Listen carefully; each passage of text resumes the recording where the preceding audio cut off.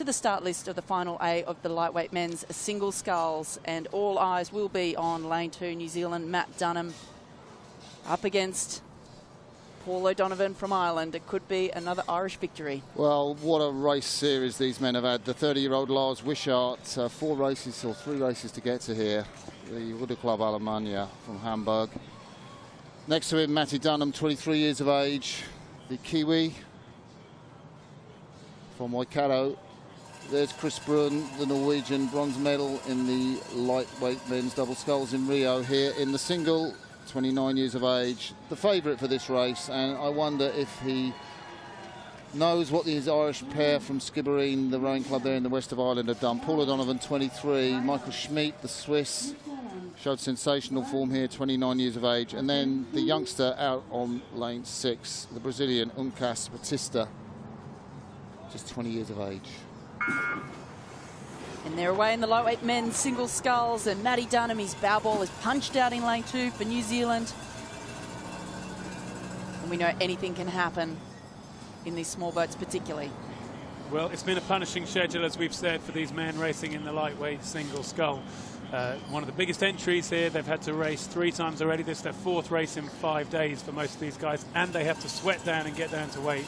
So we know anything could happen. It's an endurance battle, and all the boats really have got away quite nicely. Sarah, Matt Dunham in the New Zealand boat, the only one who's really not quite with the pace. Yeah, sitting back with the Brazilian sculler in lane 6, but it is the Swiss sculler on screen here. Michael Schmid in lane 5. He likes to lead, does Michael Schmid. He led his semi-final, led Paul O'Donovan through the 500, through the 1,000 and through the 1,500 metre mark. So he does like to go out early, but it's all going to be about endurance as we ride with Lars Wishart, coached by Tim Schonberg, who runs the lightweight men's and women's single scullers for the German team. Sort of in second place just about, but Chris Bruin, the Norwegian, they're in second. And a really interesting comparison of styles here. Paul O'Donovan in the middle of the course in lane 4, very back-ended with his body swing. We saw it and commented on it in the semi-final as well. So aggressive in the second half of the stroke. He looks quite different to a number of the other scullers around him. Yeah, we see the Swiss sculler here really just getting onto his feet. His feet are low in the boat, and he rocks his body over when he gets right on top of it.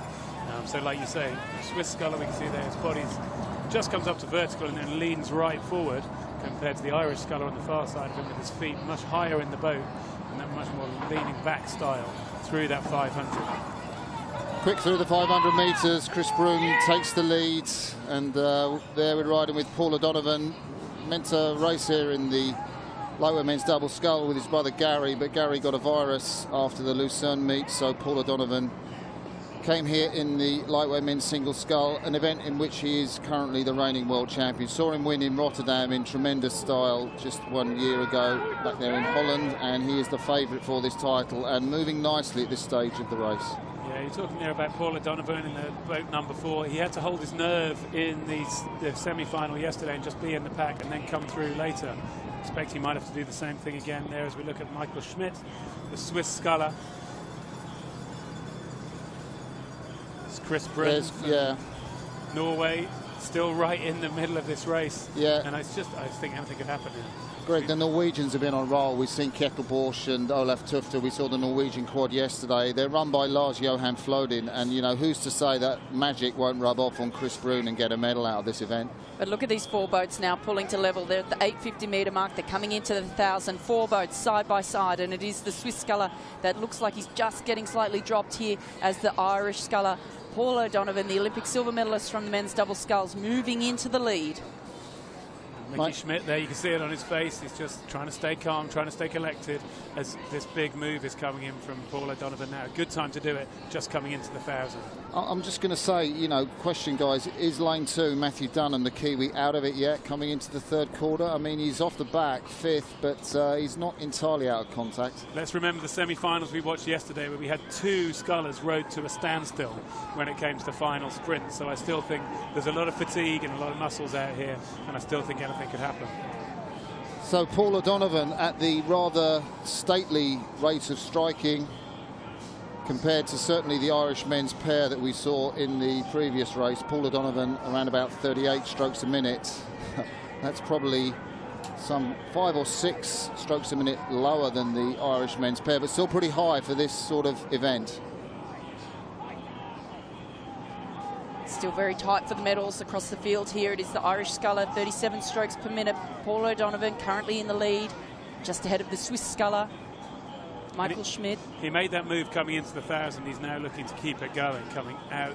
This is the time to really hurt the rest of the opposition. Mickey Schmidt beside him, trying to go with him, keeping that overlap, and now looking to try and go back as Paul O'Donovan comes off that push.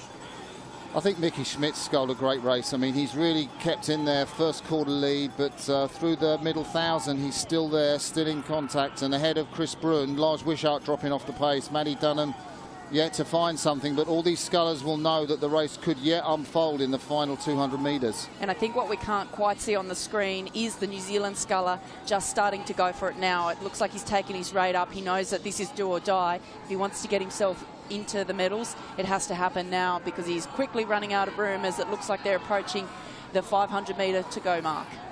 Well, I've never seen Paul O'Donovan run out of gas in the last part of a race. I don't expect to see him do so now for all Michael Schmidt's heroics, the Swiss sculler coached by Robin Dale and Bill Lucas, the 2 Brits who work over there in central Switzerland on Lake Zarnen.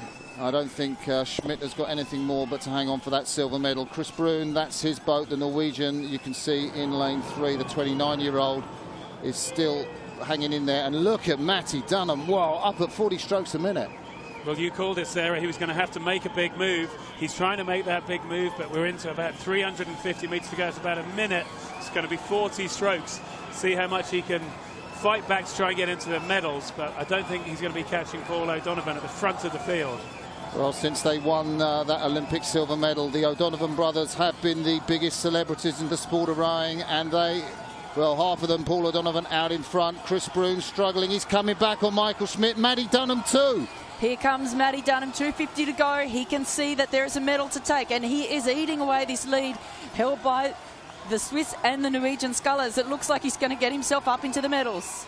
So let's just remind ourselves, it's Paul O'Donovan out in front. We're looking at the race for silver and bronze medals. Matthew Dunham at the top of your picture, the Kiwi. He's coming back on the Norwegian, who is in second place. Chris Bruin and Michael Schmidt, who led this race. He's out of it. He's desperately trying. He's looking across. He's gone back into fourth. Matty Dunham is now taking silver medal position behind Paul O'Donovan, who's just 10 strokes for the line. The Kiwi, he is in form, he is flying, the man from Waikato in North Island, New Zealand, coached by Calvin Ferguson. He is just driving, sensational finish. Paul O'Donovan, he is clear. What a performance from him.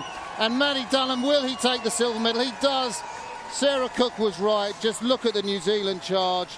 He takes silver ahead of Chris Bruin, the Norwegian.